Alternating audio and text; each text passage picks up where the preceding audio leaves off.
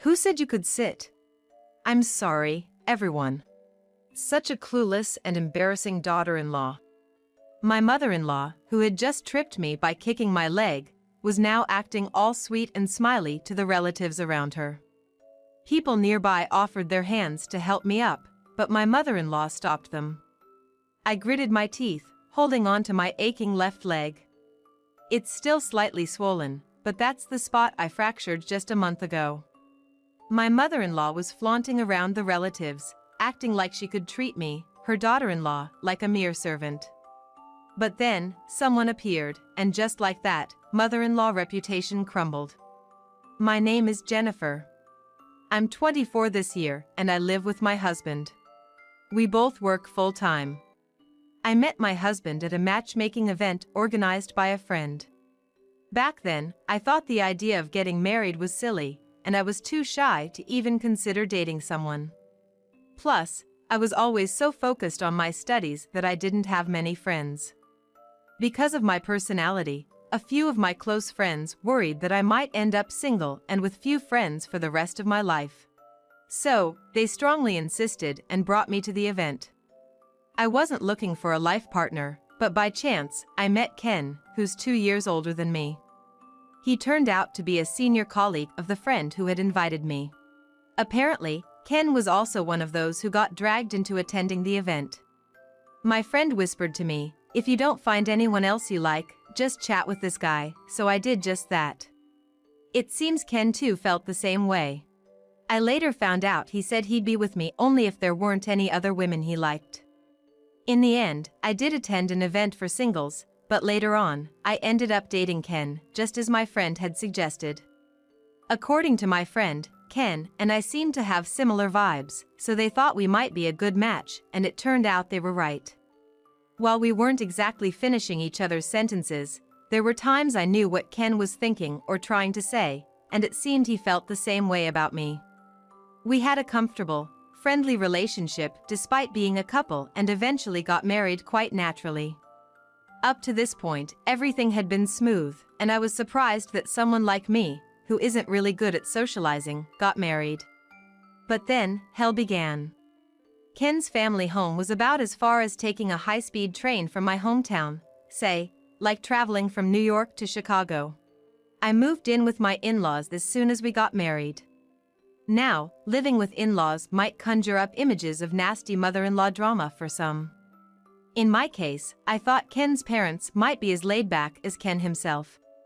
But the moment I stepped into their house, an older woman said to me, "You're Jennifer? What's with that messy hair?" Before I could say anything, an older woman said that to me, leaving me stunned. I realized she was Ken's mom because her crescent-shaped eyes when she smiled looked just like his. "It's a pleasure to meet you. I hope you'll like this." Trying to hide my unease, I handed over a gift box that was in a paper bag. Without reaching for it, my mother-in-law said, "I'm busy, so get ready and come to the kitchen right away. You can unpack later." And then she just disappeared into a room. My father-in-law, who had been silent the whole time, was the one who took the gift. However, he didn't make eye contact with me and mumbled something under his breath as he walked in a different direction from my mother-in-law. Meanwhile, Ken just went inside without a word of explanation or apology.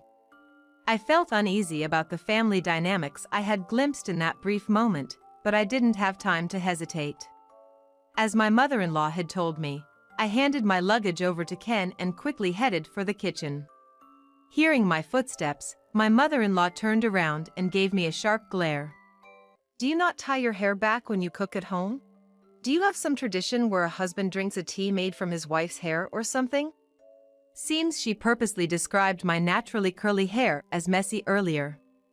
I wasn't expecting to start cooking as soon as I arrived, and it appeared she didn't like that I had my hair half up. "I'm sorry. I'll tie it back and come right back." As I was about to leave the kitchen, she said, "Don't you dare drop even a strand of your uncultured hair. And if you're gonna tie it, these hold the best," handing me a pile of rubber bands. I was somewhat prepared to be bullied as the new daughter-in-law, but I hadn't expected such direct animosity. My mother-in-law was a tricky person to deal with. Most would assume mothers bully their daughters-in-law because they feel their precious son has been taken away, but it didn't seem that way with her.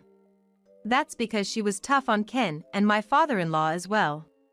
Especially towards Ken, she'd often say, "You're so weak-willed that you could only get a good-for-nothing wife like her," or despite me constantly telling you not to turn out like your dad. She was really mean with her words. Ken and my father-in-law just kept quiet, not retaliating at all. I decided that she must have some sort of condition where mother-in-law can't survive without making snide remarks. I managed to endure that. However, there were times when mother-in-law was in an especially bad mood and only my meal wouldn't be served. Ken and my father-in-law saw this, but both pretended not to notice. Ken, in an attempt to appease her, would even join in on her nasty remarks about me. Despite being a grown man, he didn't have the guts to speak up to his mother. He acted as if everything his mom said was right, blaming me for it. It made me sad, and at the same time, I was utterly dumbfounded by his attitude. As for my father-in-law during these times, he would be as inconspicuous as possible, quickly leaving the room whenever my mother-in-law started harping on me. The reason not only Ken but also my father-in-law couldn't stand up to her became evident through her harsh words. "You married into our family, so you have no right to talk back to me. Everything you have now is thanks to my father. If you have any complaints, why don't you speak up? You'd be cursed by my father." It didn't seem like the father-in-law was afraid of being cursed, but he seemed to feel inferior because he married into the family. Having seen his father being submissive to his mother since he was young, Ken probably realized that his mother was the strongest in the family. Just like his father, he always tried to gauge his mother's mood and would either stay silent or agree with her, no matter what she said. I, already anxious about living in my in-laws' house, was soon faced with a predicament. From the day we started living together, I was made to accompany my mother-in-law on her weekly grocery and household shopping trips. One day, after getting used to carrying bags full in both hands, I went to the usual supermarket that my mother-in-law always frequents. It was a weekend, so the elevator we usually took was crowded, and we couldn't use it right away. Impatient, my mother-in-law quickly grew frustrated that there wasn't a single elevator on the ground floor, exclaiming, "Forget it. It's a waste of time to wait here. Let's just use the stairs." Though she always has me fetch even just a single TV remote for her, it was surprising to hear such words from my mother-in-law. If I dared to speak out, I felt like she might just bite my head off, so I silently obeyed. Walking diagonally behind my fast-paced mother-in-law, I reached out instinctively when she almost tripped over the hem of her dress. In that split second, I stretched out my hand and supported her back to prevent her from falling. But in doing so, I lost my balance and ended up tumbling down a few steps. Until then, everything had been okay. However, because of what I did, I neglected to watch my own step. I lost my balance and fell. "Hey! What the heck are you doing?" Instead of showing concern, my mother-in-law scolded me. Oddly enough, I was more surprised by her reaction than the pain I felt. I'd only fallen down a few steps, but it seemed like I'd twisted my ankle pretty badly. Noticing the rapidly swelling ankle, my mother-in-law clicked her tongue in annoyance. "Ugh, you're so clumsy. With that ankle, you won't be able to carry the groceries properly. Just wait in the car. It's pointless having you here." I don't want to sound ungrateful, but it's pretty harsh considering I got hurt while trying to help my mother-in-law. But if I mentioned that, she'd probably snap at me even more, so I just quietly went back to the car, reclined the seat, and took a rest. The next day, once the household chores had settled down, I went to the doctor around noon. I thought it was just a sprain, but it turned out I had a hairline fracture, and they gave me crutches for the way home. I texted mother-in-law about it, letting her know I'd gotten medicine and would be a bit late. The lack of a response was par for the course, letting me know mother-in-law didn't care in the slightest. Struggling with crutches I wasn't used to, I got home only to be immediately told by my mother-in-law, "Change the light bulb in the bathroom. The ceiling is high, so just use the ladder from the backyard." And make sure to clean that dirty floor. I was taken aback by her usual uncaring attitude. It wasn't that I wanted her to be concerned for me. But, there's no immediate need to use the bathroom, and couldn't the light bulb replacement wait for Ken or the father-in-law to get back from work? Having someone with a bad leg climb up a ladder on a slippery floor, it showed mother-in-law lack of humanity. And of course, when Ken and father-in-law came home, neither showed any concern. All I got was mother-in-law yelling at me for not doing chores efficiently with my injured foot. From that point, her mistreatment of me intensified. Though she didn't lay a hand on me, I was constantly berated with cruel words, increasing my stress. About a month into this life, while I was weeding the garden, protecting my slowly healing foot, mother-in-law approached me. "There's a family dinner next week. Knowing you, you don't have any formal dresses, right? I'll lend you one of mine, but make sure you fix that messy hair of yours for the day." Ever since the marriage, she had made me quit my job. I had no money of my own, yet mother-in-law never stopped taking digs, even about the texture of my hair. Thanks to her, I was always forced to tie my hair up tightly, making me feel like I was aging even more. Ken said that family dinners are held about once every 3 months, and everyone who gathers there holds a high social status. Whether they're highly educated and employed at major companies, or entrepreneurs with over 500 employees under them, they're all elites in their respective fields, it seems. When I actually went, I noticed that in the parking lot of the reserved restaurant, everyone was standing around in groups, chatting and mingling with those high-status individuals. Even though I was the newbie, many approached me to chat, but my mother-in-law would almost always intervene. "This is my daughter-in-law, Jennifer. Sure, she's dressed up nicely now, but on a regular day, if no one says anything, she'd be in sweatpants with unkempt hair.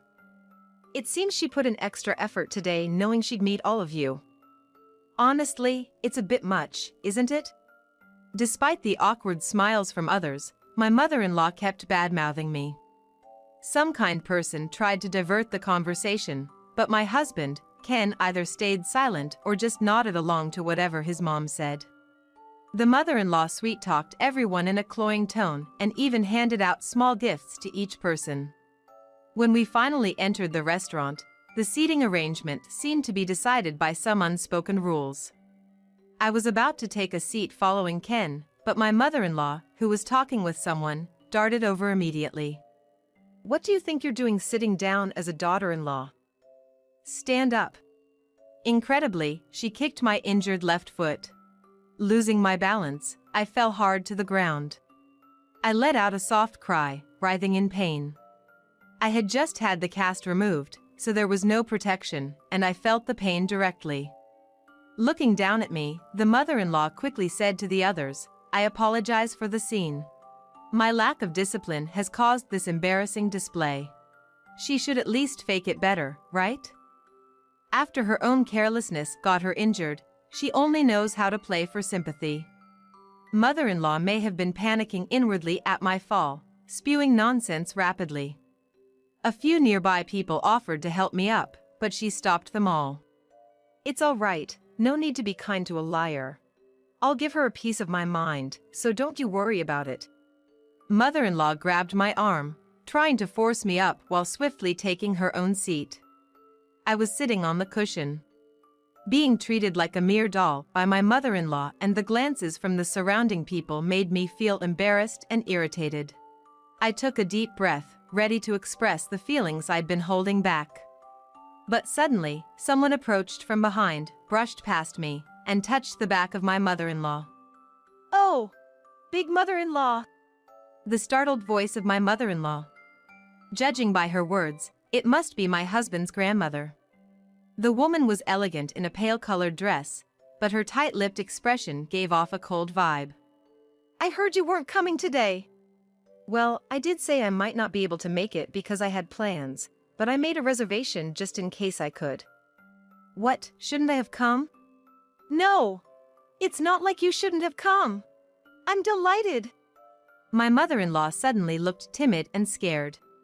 The big mother-in-law told my father-in-law, "Go ahead and start," and led my mother-in-law to a corner of the room. When I tried to stand up, the big mother-in-law stopped me. "You've got that leg injury, right? It's not good to strain yourself. Just relax and sit next to Ken." Her commanding presence was undeniable, so I just complied. As the big mother-in-law was about to return to her seat, my mother-in-law, standing in the corner, spoke up. Big mother-in-law. "What is it? You should just stand there. If you have something to say it from there." Without even looking back, the big mother-in-law sharply responded. "Why do I have to stand? I came because I wanted to dine with you." Peeks from other relatives made my mother-in-law's face turn even redder. What a ridiculous thing to say. Did you really think you, being just the daughter-in-law, can sit? It's about what you said to Jennifer earlier, isn't it? Don't you think you should set an example? Faced with the big mother-in-law's firm response, my mother-in-law's face turned even brighter red. Soft chuckles could be heard from somewhere. "You used to be such a sweet girl when I first met you. When did you become so mean? If I knew you were like this, I wouldn't have let my son marry into your family." "Well, my son did run away from home because he didn't like me, so I can't say much." My father-in-law, seated in front of me, shifted uncomfortably. Turns out, the silly reason my father-in-law married into the family wasn't because of a lack of heirs or any special reason, but seemingly to escape his strict mother. And the big mother-in-law just wouldn't stop talking. Everyone had stopped eating and was listening intently. I was shocked when he ran away from home, only to come back casually with a wife and son. You'd think they've done a remarkable job raising their child, but here they are, both of them, pretending not to notice their daughter-in-law being mistreated right in front of them. From the daughter-in-law's perspective, she must feel she's married into quite the family, huh? Why don't you two show everyone those dumbfounded faces of yours? Big mother-in-law pointed at father-in-law and Ken, who were seated, making them stand next to mother-in-law. "These folks are a disgrace, being rude to relatives who've come from outside. Remember them well." I felt she might be overdoing it, but seeing the three of them, heads down, made me feel better. All eyes were on them when mother-in-law spoke up again. "Big mother-in-law. I've been trying to educate this failure of a daughter-in-law. She barely does her chores, using her foot injury as an excuse, and even puts on a show of pain in public. My husband and son listen to me, but the daughter-in-law's defiance disrupts the household order." While accusing others of putting on a show, mother-in-law pretended to wipe tears with her sleeve, leaving me speechless. Big mother-in-law, who had been silent, sighed deeply and said, "Even if Jennifer were a worthless daughter-in-law, aren't you just as bad for kicking her in front of not only relatives but also guests? You oppress your husband and son, and use violence against a daughter-in-law just because she doesn't obey? You're like a frog in a well, thinking it knows everything." Mother-in-law finally fell silent at big mother-in-law's stern, yet not overly emotional voice. The trio, including mother-in-law, stood in the corner for a good hour. In the end, big mother-in-law let them eat because it'd be a waste of food to leave it. After the meal, I stopped big mother-in-law to express my deepest gratitude. While she still had a stern look, she advised, "Don't hesitate to cut off anyone who treats you poorly." Yet, her gaze seemed gentler than before. When I got home, my in-laws and Ken were already waiting at the front door. "I bet you haven't been able to clean the yard since you've been out all day.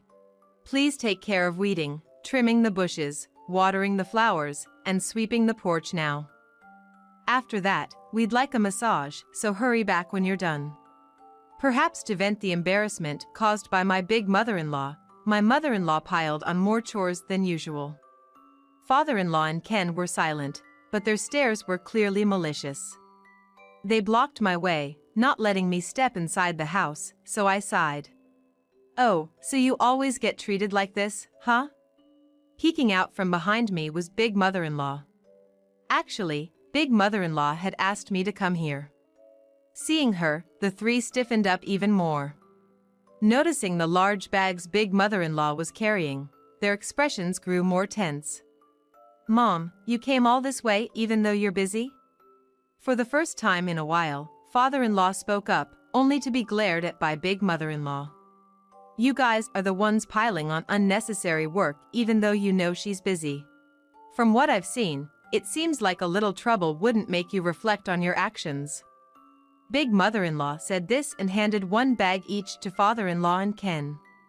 Yes, upset with their behavior at today's dinner, big mother-in-law had decided to move in for a while to discipline the three. During this time, she advised me to go back to my parents' house and even said that if things didn't improve, it might be best to consider divorce. We're about to start a fun living together. I'm so excited that I ended up bringing a lot of stuff. To make Jennifer turn her attention back to Ken and for you two to remember the love you once had, I'm gonna guide you wholeheartedly. The first time I saw big mother-in-law's smile, it seemed to have a mysterious charm that was both unsettling yet comforting. The next day, I contacted my parents and decided to take a short trip back to my childhood home. Ken tried to take advantage of this and snatched my phone, insisting he'd come with me. Before I could stop him, my dad shouted over the phone, "If you're the kind of man who stands by while my daughter is mistreated, she's better off without you. Don't show your face again." Ken ended up feeling down once again. After neglecting me for so long, I was stunned to see Ken shamelessly trying to lean on my parents. Whatever affection I had left for him vanished completely. Knowing full well how fiery his mother-in-law's temperament was, it seemed like Ken agreed to live with her because he was scared of refusing. He put me in the firing line, hoping to escape her wrath. Father-in-law probably has a similar nature. He too would remain silent, even when Ken was being chastised. I hope from now on, all three will be educated by the much scarier big mother-in-law and become more decent human beings. However, ever since then, while I've been relaxing at my childhood home, I receive calls almost daily.